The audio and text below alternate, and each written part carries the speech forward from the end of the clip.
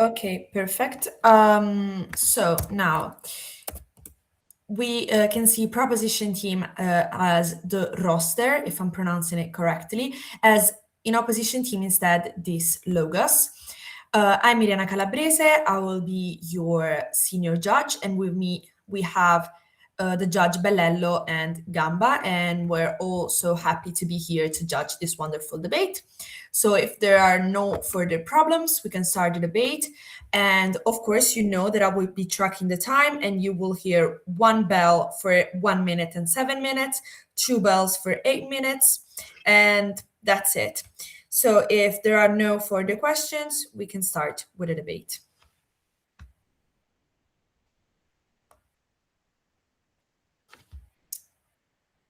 The floor to the first speaker of proposition.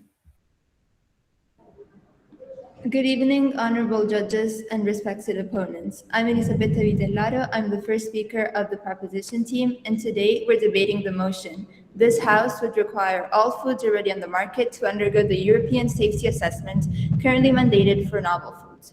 We stand for a simple principle. Every consumer deserves equal evidence-based protection from harm, regardless of whether the food they eat is centuries old or newly invented. Our policy requires all foods already on the market to undergo the same EU safety assessments currently applied to novel foods. Novel food is defined as food that had not been consumed to a significant degree by humans in the EU before the 15th of May 1997. A novel food is newly developed, innovative food produced using new technologies and production processes, as well as food which is or has been traditionally eaten outside of the EU. In 2015, it was even necessary to update the regulation in order to catch up with the needs and changes of our current times. As a matter of fact, most of these foods are vastly present in our daily diet. Think about chia seeds used in yogurt or porridge, or protein powders commonly used for training. Right now, the opposition team is basing their world on the faulty assumption that old foods are inherently safe and novel foods are inherently risky. Actually, the truth is that the difference between traditional foods and new foods is steadily narrowing. Mass production, imported ingredients, climate change, and new processing techniques used without proper control are deeply affecting all the foods in our shelves, as we will elaborate in our third argument. The same ham, juice, or ready meal that we are all used to eating daily can become novel just because you apply a new technology that alters its properties. At the moment, novel food producers are required to provide EFSA and national authorities with data regarding the safety assessment on 4 blocks. 1, what the food is and how it's made, so identity, production process, composition, and intended uses.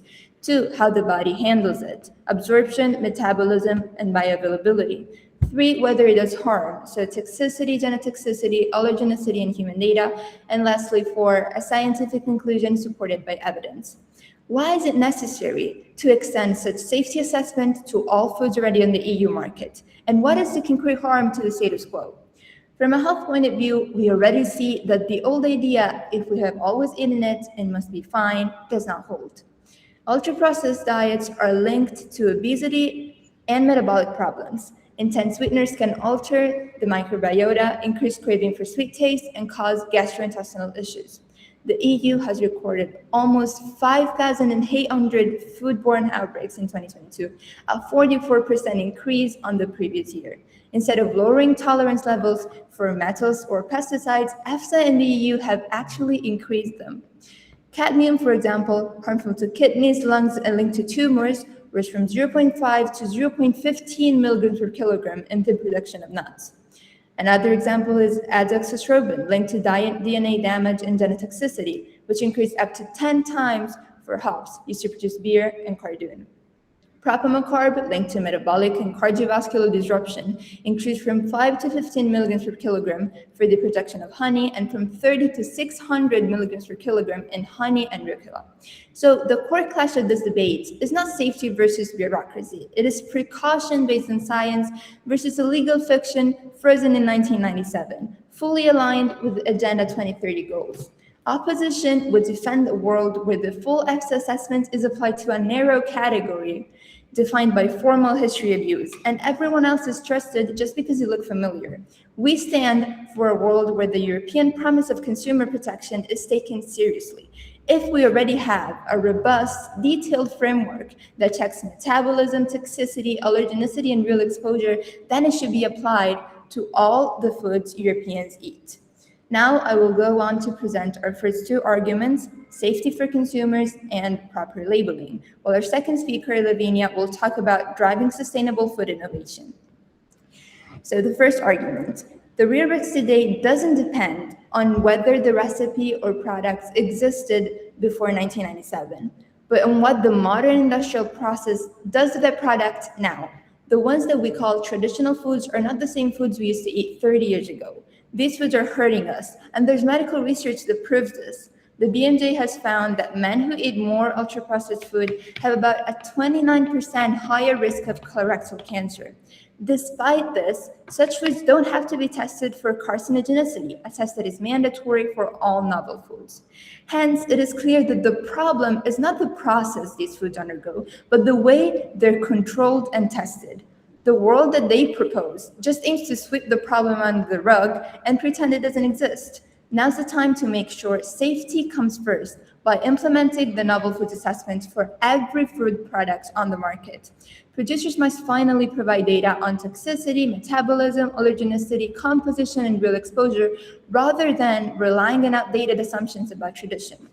By checking these factors more thoroughly and systematically monitoring how foods are modified, which we can do through the Novel Food Safety Assessment, we catch risks before products reach consumers. In practice, this means harmful additives, allergens, or carcinogenic byproducts are identified early and controlled. In the long term, fewer allergies, lower cancer risk, fewer foodborne incidents. Proposition offers the only coherent model where modern food realities meet modern food safety. I'm sorry, I can't accept it right now.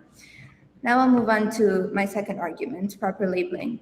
Food labels should enable informed, safe choices. Yet current practices still fail to curb widespread diet-related health problems.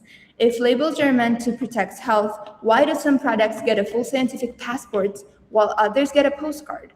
Our position is simple. Labels must be trustworthy and comparable because only comparable data helps consumers choose safer, healthier options. Today, novel foods come with a structured scientific dossier showing how they affect the human body. Extending that level of clarity to all foods would substantially reduce nutrition-related uncertainty. According to EFSA and the European Commission, regulations must clarify the identity of the food, present a label providing information of the food, state the possible presence of allergens, clarify nutritional information, include the use by date as well as the country of origin.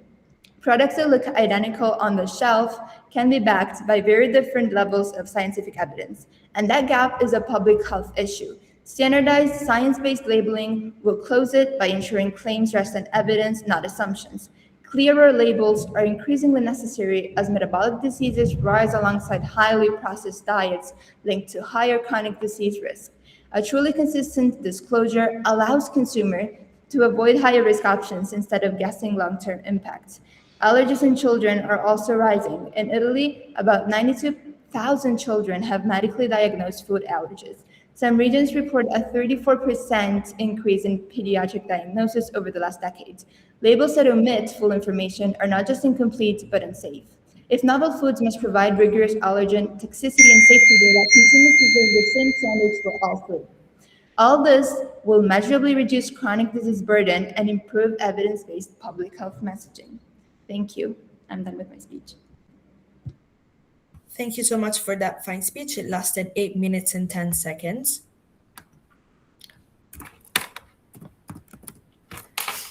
Now, whenever the other judges are ready, we can move on to the first speech from opposition team.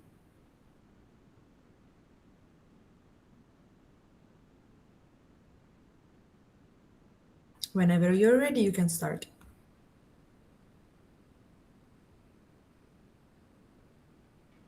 Ready? Okay, so my speech will begin in 3, 2, 1.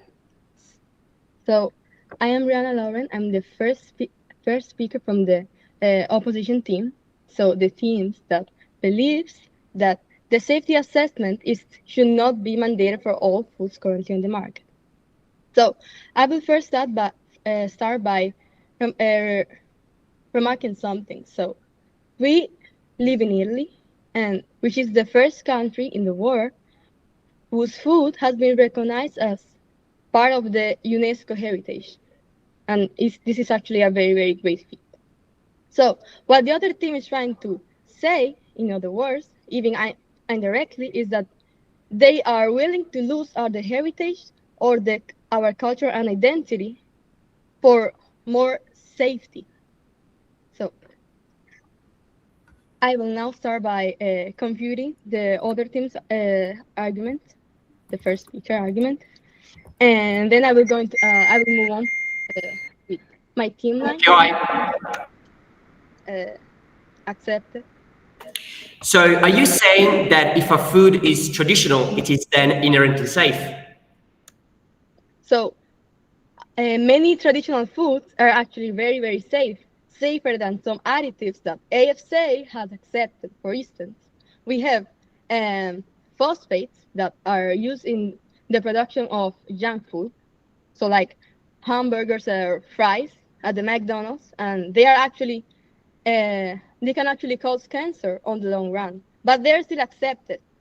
So I would rather have the cultural food and traditional than have the phosphates and additives, because let's be real, uh, junk food doesn't add to the Union of Europe, to the identity of Europe, and it's actually harmless, and it's actually very, very harmful.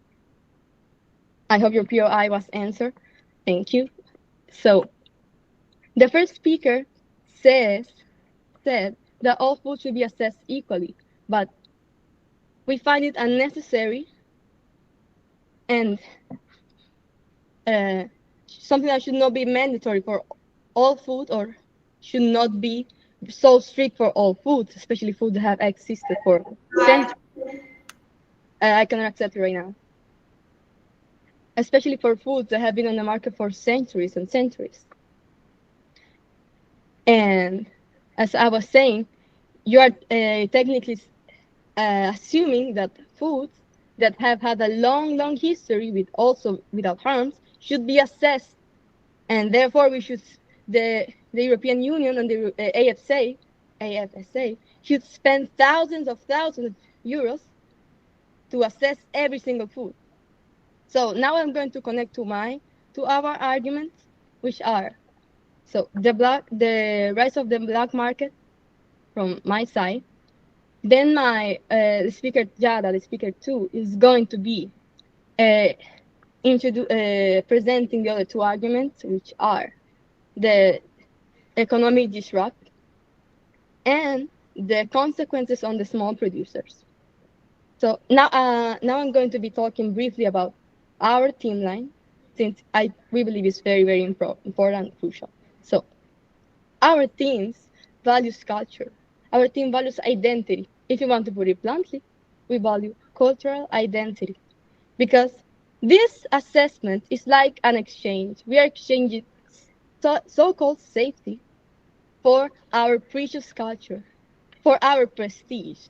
Also, because as my speaker 2 is going to address later, this is going to cause. Yes, accepted. Are you aware of the fact that technology and climate change are deeply affecting traditional foods? Yes, but as climate change is affecting our food, we also have the rise of industrial unmade food that is also accepted by the AFSA.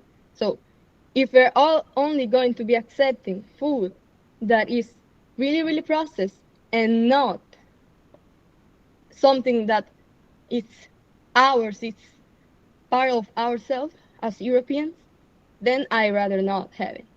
I rather not accept it. So as I was saying, and the rise of the black market is something very, very serious, and not safe. And I want to remark that the black market is a web of illegal trades, of risky trades.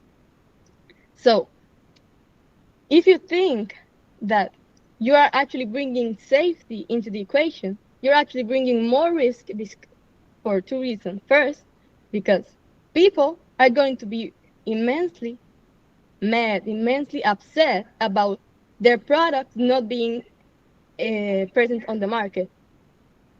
And secondly, because people after this are going to be going to the black market to look for the precious food and risk their life. So we have, for instance, the case, which is the Sardinian cheese worms. Sorry, not accepting. We also have, for instance, the Sardinian cheese called caldo marzu that had worms. So the authorities inherently thought that this cheese was unsafe. It was a danger, even if it wasn't. So people started a whole controversy on the internet and also in real life, and eventually ended up going to the black market to get it. So if you're actually inducing people, leading people to the black market for a safety assessment that was never necessary, that we never really needed to live until now, or that we will never need, why should we do it now? I stand for the status quo. I stand for leaving things as they are. I stand against the safety assessment for all food because I refuse to exchange our culture for safety, for security. Security that we already have, because there are already numerous assessments in the European Union. For instance, we have the RAFS, so the Rapid Alert Food and Feed. So why should we, if we never had needed it before, evaluate foods that we were always safe, that were always part of Europe? So, as I was, thank you, honorable judges and fellow teammates. My speech has ended. Thank you so much. That speech lasted 7 minutes, and 55 seconds.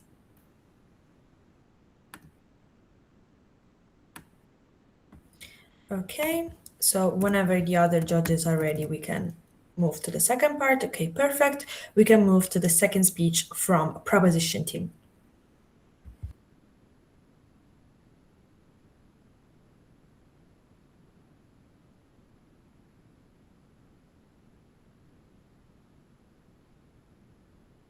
Whenever you're ready, you can start.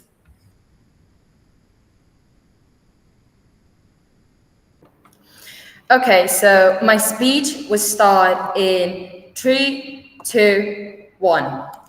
Honorable Chair, esteemed judges, fellow debaters, as second speaker for the proposition, I will begin by directly rebutting the opposition case. So first, you said that we're willing to lose heritage or that many traditional food are actually safe, but we need to state that new regulation will actually strengthen traditional foods, as we already stated in the first speech, and heritage, because we will protect those foods. We aren't going against them. Secondly, you mentioned UNESCO, but we need you to stick to the motion. UNESCO is a global institution, and we are talking, the motion is asking us to talk about the EU. So we're not talking about the global scenario, we're not talking about UNESCO, we are talking about the EU. Third, you also mentioned that the regulation would be quite expensive. But still, we need to stick to the motion. What is the motion asking us? The motion is asking us about regulate those foods that are already on the market. Those high costs that you're talking about apply only to the dossier of those new foods that needs to do. Yeah, I accept it. So you said that you are going to protect those foods, but technically that doesn't hasn't anything to do with the motion, since the motion states that all foods should be assessed. As we said, but you mentioned traditional foods and how we're not going to protect them. I'm actually stating that we will also protect them with the regulation, because that is actually what we want to do. Climate change, as you stated, and I will later continue on this point, it has been changing our foods. Therefore, we need to protect those foods. And you also stated that many traditional foods are safe, which is actually not true, as we will later state, as climate change, and as we already stated, as climate change is actually changing our food. So I'm still going to talk about what I was talking before. So we need to stick to the motion, because those dossiers you're talking about, those that are expensive, are actually applied to those new foods that are not already on the market. The motion is asking us about foods that are already on the market. Therefore, those costs that you're talking about are reduced. Therefore, your point doesn't stand. Later on, and as we already mentioned, as you've stated, foods have been exceedingly changing. Right now, we're not talking about those same foods that we had 30 years ago. And we're not talking about removing those foods on the market, but make them safer. So there's no need to talk about the black market, or actually trying to say we're hindering the heritage or traditional foods, because we are asking for security. We're not hindering anything. We're asking for regulation. We're asking for something which will bring us in a better future. That said, and was addressed. No, thank you. I will move to our third and final argument. Our extending EFSA safety assessment to all foods on the market is not a barrier to progress, but a powerful driver of sustainable food innovation. So the final pillar of our proposal is both simple and decisive. Extending EFSA safety assessment to all foods already on the market is not merely about consumer protection. It is about unlocking innovation, accelerating sustainability, and delivering on the EU's Agenda 2030 goals. Today, conventional processing methods remain energy intensive, rely heavily on chemical preservatives, and generate significant food waste, contributing to greenhouse gas emissions and environmental degradation. So let's be clear, technology is not the problem. Unequal and outdated safety scrutiny is. When assessed properly, those same technology become essential drivers for well-being and innovation, fully consistent with the principle of precaution we outlined in the previous argument. European food production currently faces a challenge we have already widely discussed before: the narrowing gap between traditional and novel food. When innovative techniques such as high-pressure processing, or cold plasma, or UV irradiation are applied to products historically considered traditional, ambiguity arises, as I've already stated during my rebuttal. In these cases, producers may face inconsistent safety scrutiny altogether. This paradox sends the wrong signal, because it discourages innovation, delays the uptake of energy-efficient methods, and ultimately limits Europe's ability to meet its environmental and public health objectives. Our proposal directly addresses this problem and offers a clear and effective solution. By requiring all foods on the market to undergo EFSA safety assessment, we create a predictable, science-based framework that protects consumers while empowering innovation. First, it removes regulatory uncertainty, giving producers confidence to invest in advanced technologies without fear of arbitrary reclassification. Second, it actively promotes sustainability. EFSA assessment examine compositional changes, toxicology, and whatsoever, allowing modern processing technology to preserve nutritional quality, extend shelf life, and significantly reduce spoilage. Crucially, these effects align closely with the Agenda 2030 Sustainable Development Goals. Safer and more nutritious foods support no, thank you. Goal 2, zero hunger. Reduce food waste, energy use, and chemical inputs advance Goal 12, responsible consumption and production. Lower energy demand and greenhouse gas emissions through advanced processing aligned with Goal 13, climate action. At the same time, consistent and rigorous safety assessment contribute to Goal 3, good health and well-being, by ensuring that all foods meet the same high scientific standard. So taken together, this reform delivers a triple benefit: stronger consumer protection, meaningful incentives for sustainable innovation, and a more resilient and competitive European food system.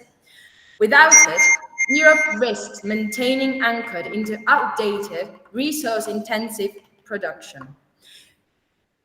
In fact, a comprehensive review by Arabesque and University of Oxford shows that 90% of studies link strong environmental, social, and government standards to a lower cost of capital, 80% associate them with improved operation performance, and 80% find a positive correlation with stock market performance.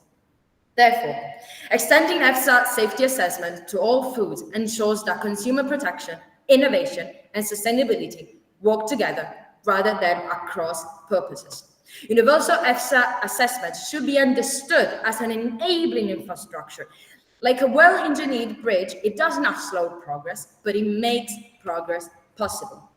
By providing solid scientific foundation and clear regulatory direction, it allows innovation to move forward safely and confidently, guiding Europe toward a food system that is sustainable, resilient, and truly fit for the future.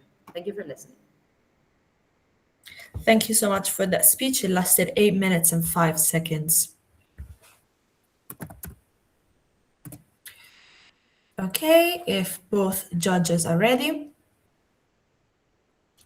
we can move on to the second speech from opposition. Whenever you're ready, you can start.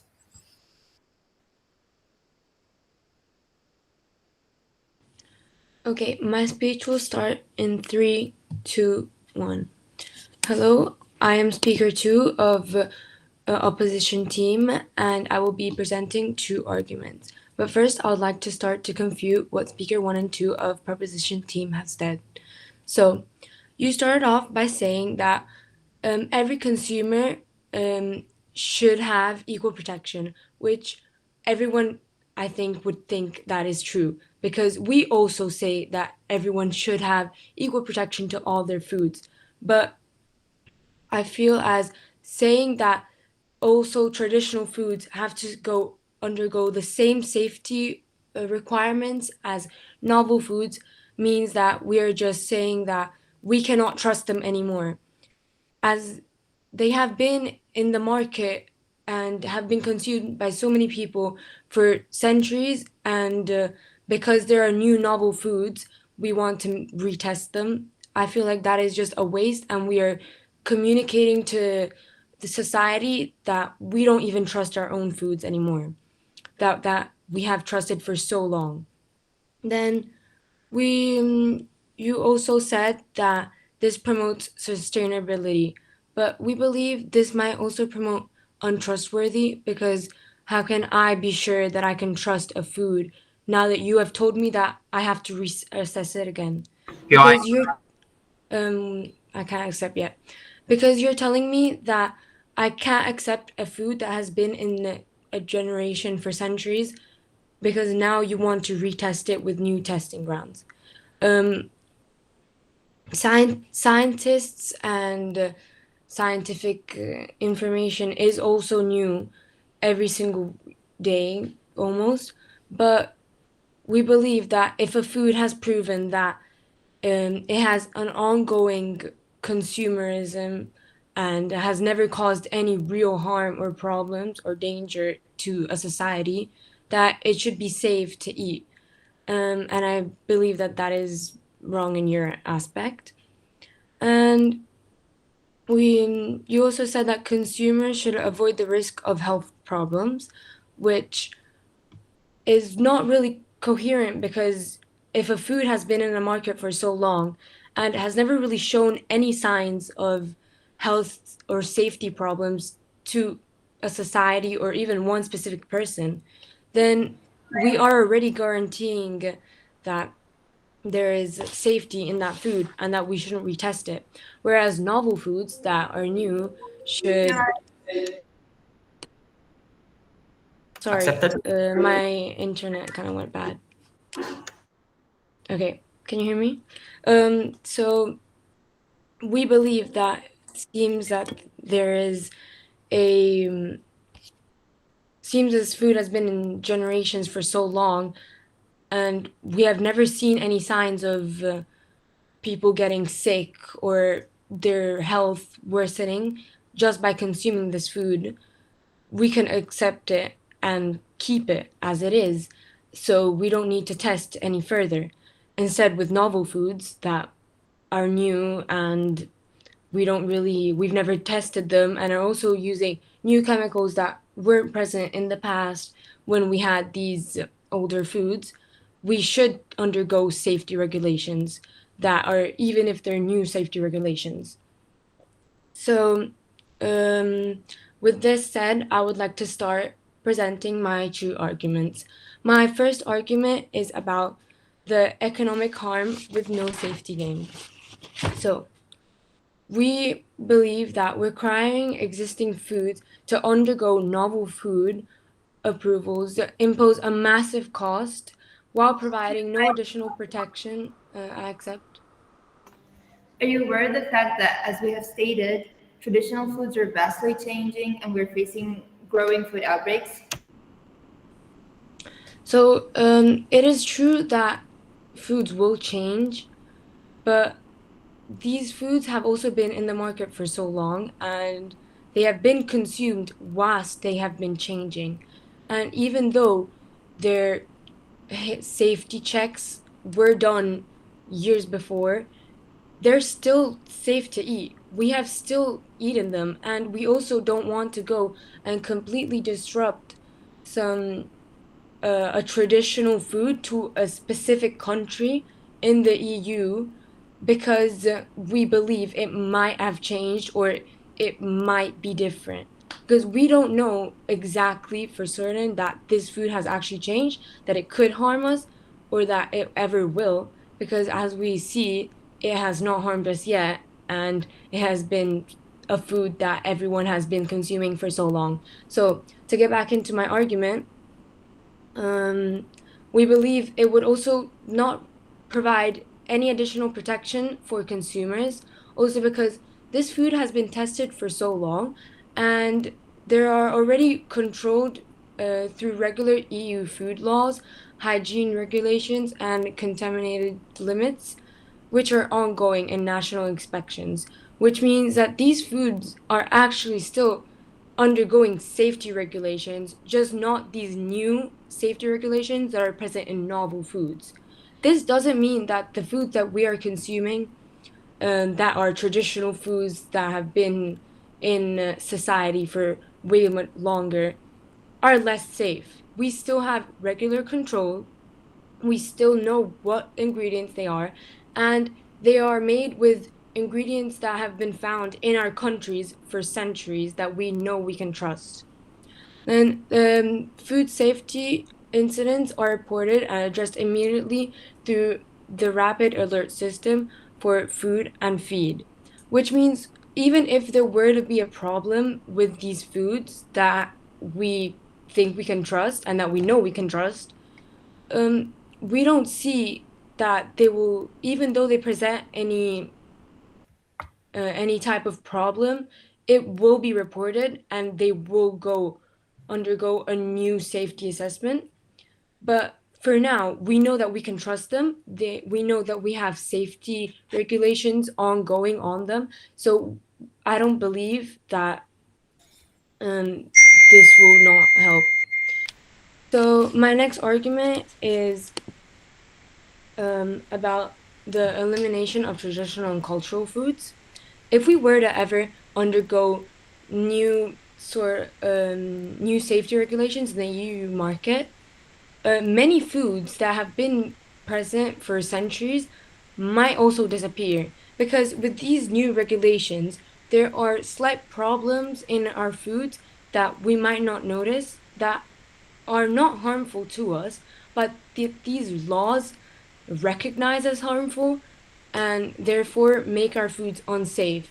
And many of these traditional foods are made throughout all of Europe and are also made by small family businesses.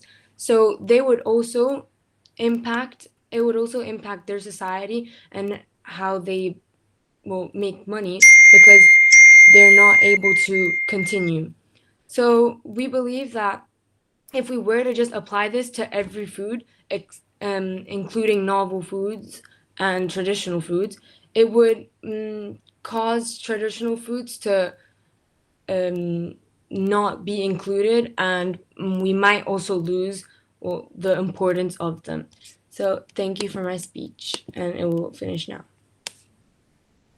Thank you so much for that speech. It lasted 8 minutes and 25 seconds.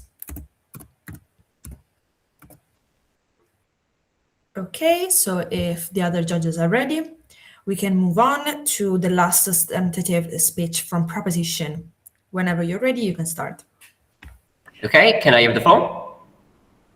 Okay, so my speech will start in 3, 2, 1. Ladies and gentlemen, we stand for a simple principle. Every consumer deserves equal evidence-based protection from harm, whether the food on their plate is centuries old or newly invented.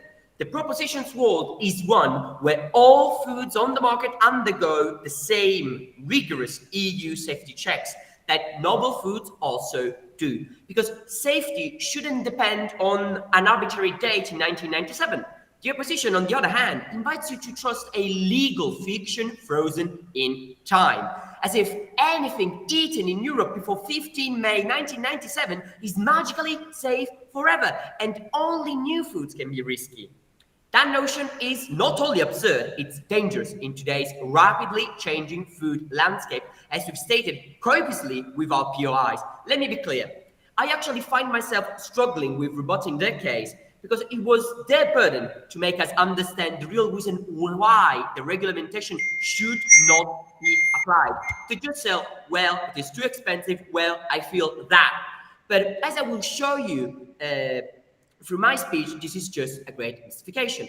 So we are here debating with very low engaging. On the other hand, we have massively showed with data, evidence, the real reasons why this motion needs to pass, and urgently. Moving to what our proposal actually is in rebuilding our case, because the opposition might try, and has tried, to mischaracterize it. We are not saying every farmer must file a €500,000 dossier just to keep selling apples or bread. No. Foods already on the market won't need a bothersome re-authorization process, but they will have to pass through the same safety assessments that novel foods go through. In practice, that means producers will provide scientific data on what's in the product, how it's made, how body handle it, and whether it causes any harm. We face this smartly. High-risk categories like ultra-processed foods, junk foods, and foods for babies got checked first, then others by priority of risk. Small businesses won't be crushed. The EU can support them, obviously. Meanwhile, big multinationals, as you stated, will finally have to put science behind the labels and not just marketing. So don't let the opposition scare you with myths of impossible bureaucracy. Our plan is targeted. Let me be clear now. The opposition's case rests on the lazy assumption that old is gold. That because we've eaten something for a long time, it must be safe. And therefore, requiring further safety assessment for it is unnecessary and bureaucratic. You presented us a contradiction. You accepted our data. You accepted the growing technology. But then you said that if they change, they really do not change because they've been safety tested much time before. Does this make any sense? No. Even if they romanticize grandma's traditional recipes, their argument crumbles in the face of reality. The foods on our shelves today are not the same from our grandparents' era or from traditional times back in 1997 or before. Mass production, global supply chains, new additives, new preservatives, genetic tweaks. Moreover, they try to talk about the possible, no thank you, creation of a black market, but this proves that they've completely misunderstood the motion and what we've said. We applied assessment on the food, already on the market, and as we've stated through the arguments, this food will be more protected, more safeguarded, and we never, ever talked about removing it from the market, but safety assessing it, testing it, and having it protected on the market and fruable to every consumer. The opposition protests, well, we already have regulations, EFSA already has regulations and sets limits. Sure, and what has gotten us? In many cases, a false sense of security. In fact, as we've stated with our data, instead of tightening safety, regulators have recently raised permissible levels of certain contaminants in everyday food. For example, as the first speaker said, the EU tripled the allowable cadmium in nuts.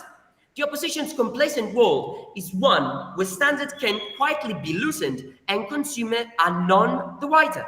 Our world shines a light on these issues by testing and exposing the risks. Next, they cried, cost, bureaucracy, the classic scare whenever consumer protections are proposed. Yes, safety assessments cost money. So do seatbelts, so do building inspections. And yet we require them because they save lives and money in the long run.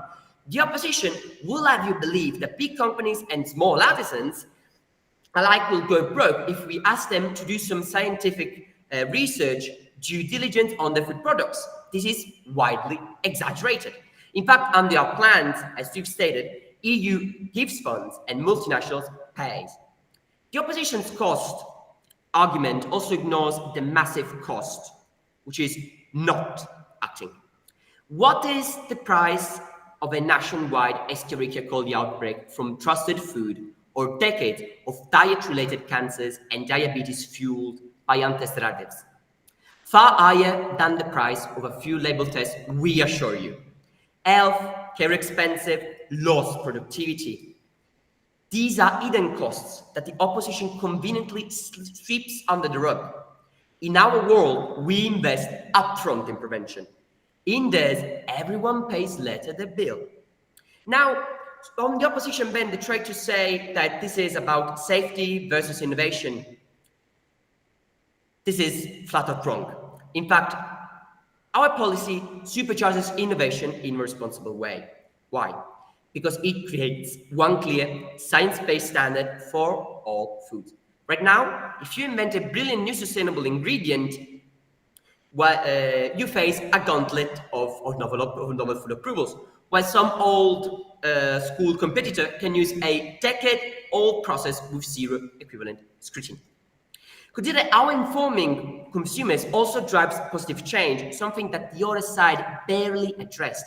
We told you that under our plan, labels would go from mere postcards to full scientific passports. That means when you pick up two similar looking products, you'll actually be able to compare them. So let's try to weigh the two worlds. What does the opposition world look like? It's a world stuck in 1997, clinging to the naive belief that what we don't know can hurt us. They would have regulators twiddle their thumbs unless the food is novel. Now, in closing this debate, it isn't really about safety versus bureaucracy. We have purposely stated that our role on proposition is a world where safety with modern food is actually coherent to our reality. A world where your child's snacks is as rigorously vetted as a newly introduced superfood. Even if you remember nothing else from this speech, remember this: food safety should never be a privilege of the new. It must be the standard for all. If we have the tools to prevent harm, we have the responsibility to use them universally in the European Union. Thank you. I finish my speech. Thank you so much for that fine speech. It lasted 8 minutes. And now, if all of the other judges are ready,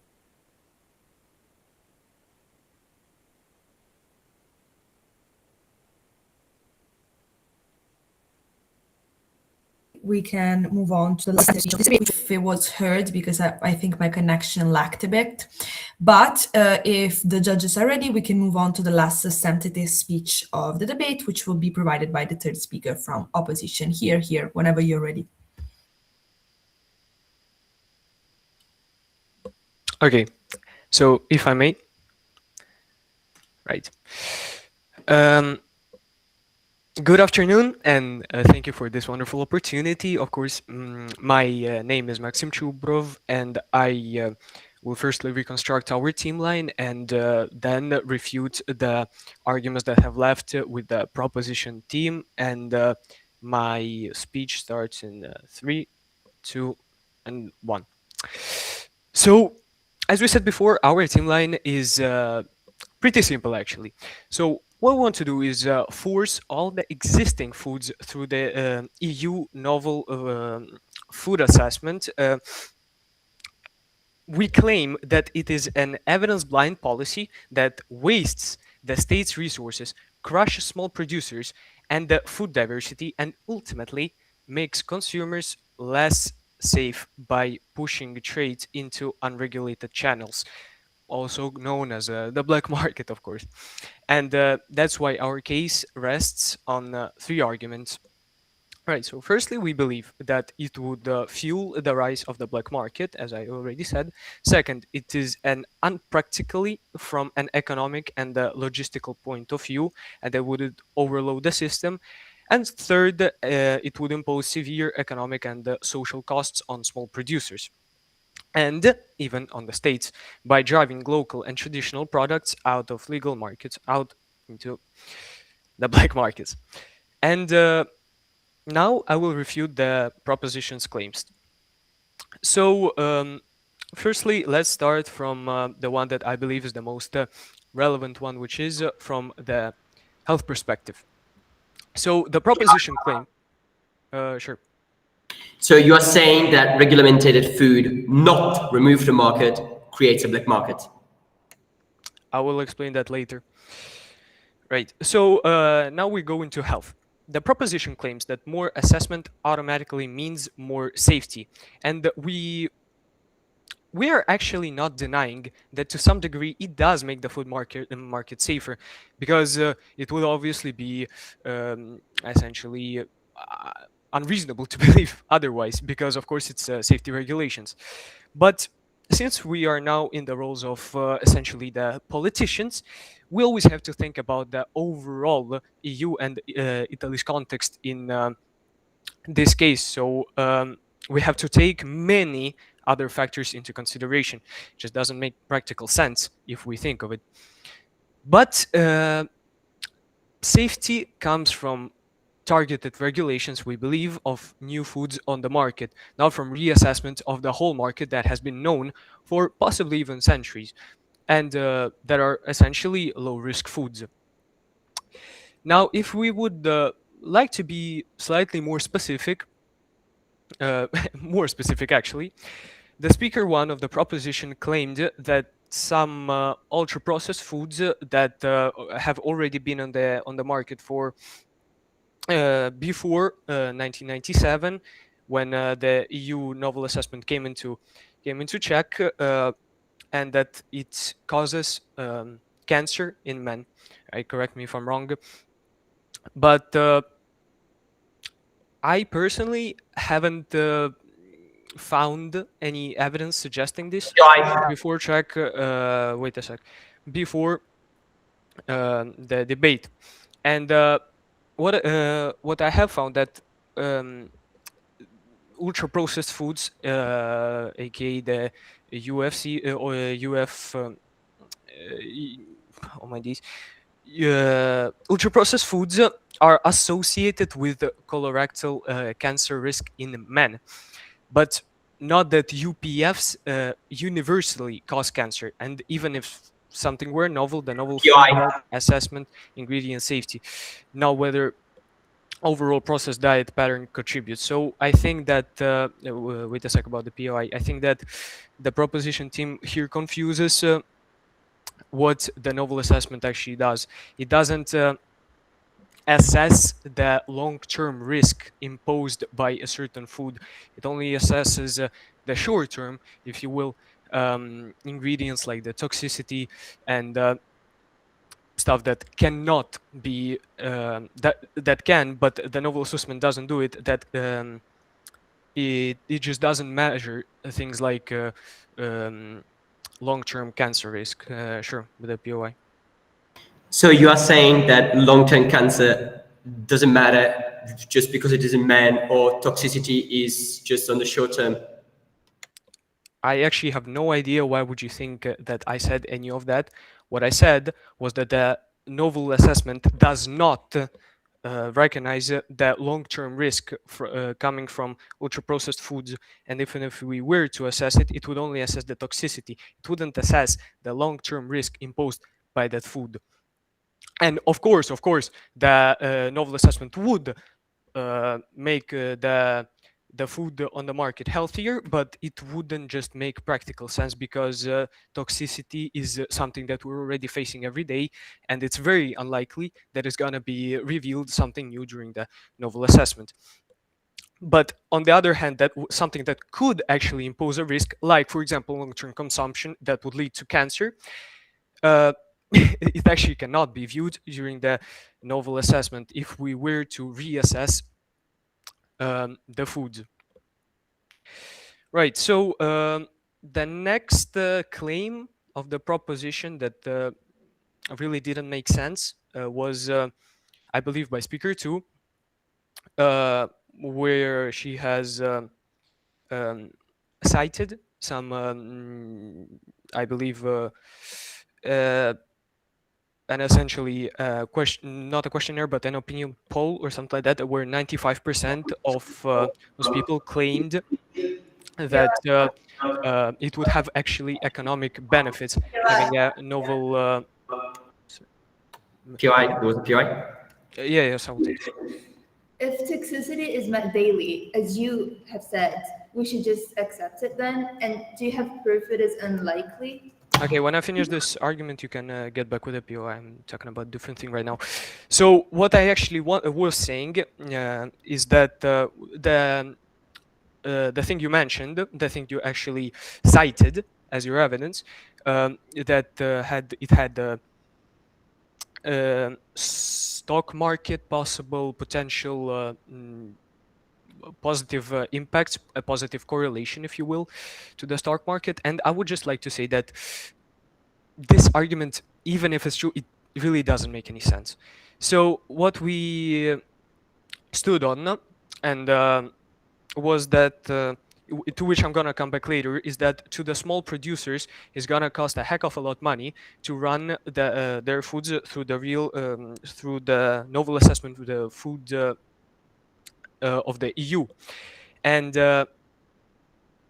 therefore it might cause them to go or out of business, or locally just drive their food consumption to smaller numbers, therefore benefiting the larger multinational, potentially corporations that actually have the money and could easily afford to make that assessment, therefore driving their stock through the roof, essentially, let it skyrocket.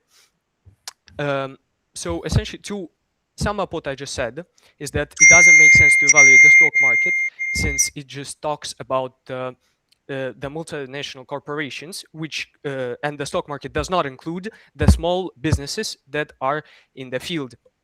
And therefore, of course, they're gonna skyrocket if the small business goes out of field. I'm sorry. The reason it would actually potentially go out of business, or at least lose some profit, not some, but a lot of profit actually, is that you were also claiming that it's essentially doesn't make sense that they will go out of business, because it's just a reassessment, and it doesn't. Sorry, should I stop? And okay.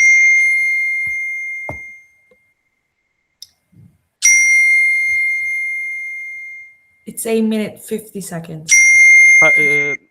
If I may continue, just a few words. Right. So essentially what I wanted to say is that it would actually, by estimations, cost at least from a few 100,000 euros to potentially actually a million and a few 100,000 euros. So, and these are massive costs. These are massive numbers, and they could potentially drive small businesses out of business, leaving the market for corporations. Thank you. Okay, thank you so much. That speech lasted 9 minutes and 30 seconds. And yeah, now we can move on if the judges are ready to the reply speeches, starting, of course, with opposition, whenever you're ready.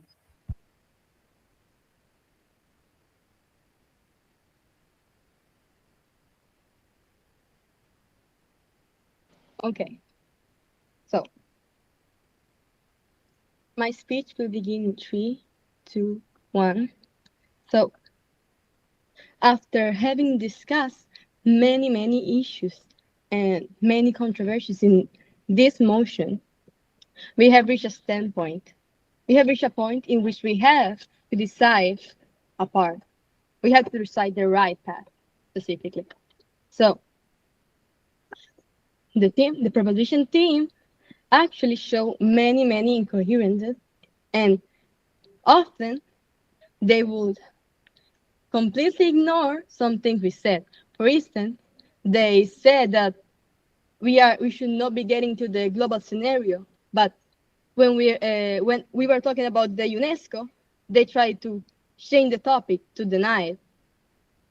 And also when we were talking about the black market, they said that it wasn't inherent to the topic. It wasn't important.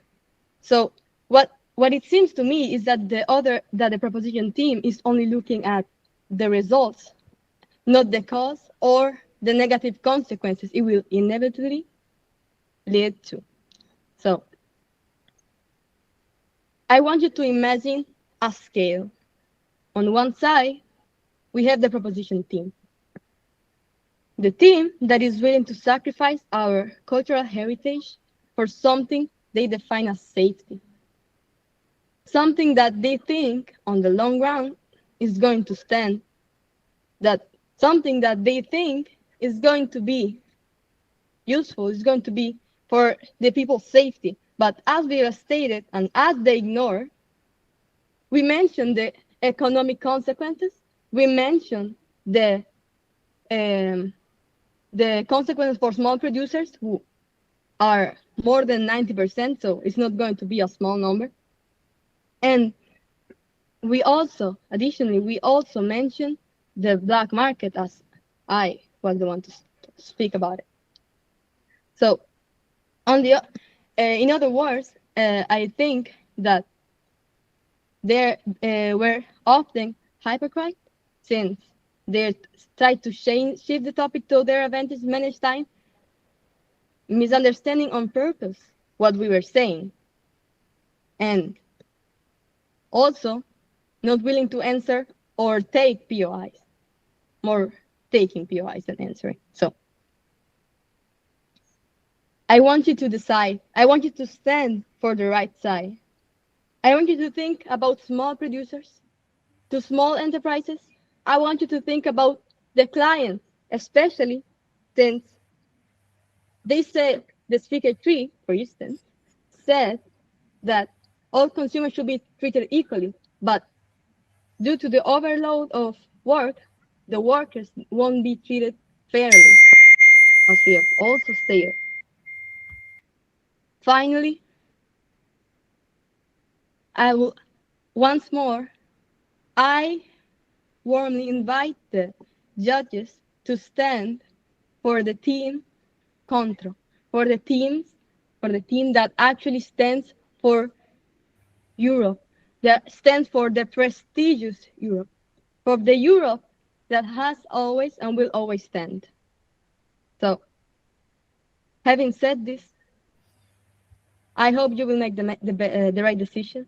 My reply speech ends here. Thank you so much for that fine speech. It lasted 3 minutes and 45 seconds. Now we can move on to the last speech of this debate, which will be the reply from proposition team. Whenever you're ready, you can start. So my speech will start in 3, 2, 1. Dear judges, we've reached the end of this debate. This debate is not about whether food safety matters. Everyone agrees that it does. The real question is how we decide what is safe, through scientific evidence and real risk assessment, or through a legal distinction frozen in time. So 3 main points of clash emerged during this debate. First, we have old is gold versus safety. The opposition wants us to believe that foods are safe just because they are familiar and risky because they're new, denying the major changes, innovation, and climate changes have brought to the food we eat every day that are commonly on our tables and are found on our shelves. Our side rejects that false comfort. In a food system transformed by industrial processing, global supply chains, and changing exposure patterns, safety can no longer be interfered from history. It must be demonstrated through science. Second, heritage versus protection. The opposition is making us believe that the regulation will either hinder heritage or even remove traditional foods from our shelves. However, our side stands for protection. Heritage will be actually supervised and protected, while traditional foods will not be removed from our shelves, or, in any case, hindered. Third main point of clash, costs versus reality. The opposition wants us to believe that the regulation would direly affect our market with high costs. Our side is strongly rejecting this idea. Our team, coherently to the motion, which clearly states that the foods we're talking about are food already on the market, has been stating throughout this debate that the regulation cost would be reduced as the former dossiers will be cut. So, at the heart of this debate is a choice between evidence and assumption. Familiarity is not a safety assessment, and tradition is not toxicology. Today, the real risk does not depend on whether a product existed before or after 1997, but on what modern production does to that product now. Yet, under the status quo, food consumed daily can escape rigorous checks on metabolism, toxicity, allergenicity, and re-exposure, while the same standards are mandatory for novel foods. Our proposal does not create new bureaucracy. It extends as an existing proportionate EFSA safety framework to the foods Europeans actually eat. That is not over-regulation, but responsible precaution. When rules are clear and science-based, innovation is enabled, consumers' trust increases, and public health is protected. Only when people start falling ill in mass might their approach react, far too late. This is literally the difference between a preventing doctor's checkup and an emergency room visit. Proposition is the checkup that keeps you well. Opposition is saying, skip it, and maybe you won't land in ER. We hope. That is not a responsible way to treat public health. Dear judges, it's up to you. Whether you want to live in a better world that is safe and protected, or in a world which stays blind and doesn't protect you at all. Thank you. Okay, thank you so much for that speech. It lasted 3 minutes and 50 seconds. Now, us judges will leave you and we will decide who won this debate. But before that, first of all, thank you all for this amazing debate. It was a pleasure to judge us. We'll see each other in a bit.